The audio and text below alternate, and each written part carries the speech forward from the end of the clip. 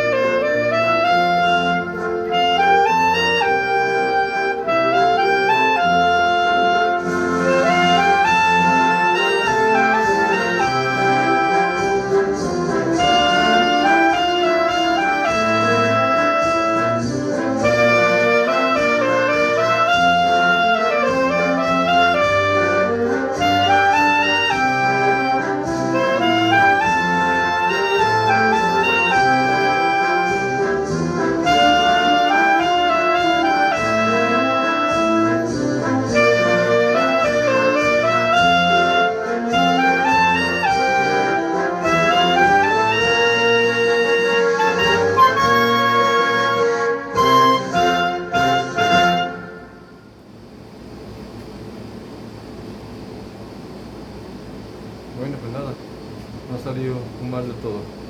Bueno, hasta otro día. Adiós.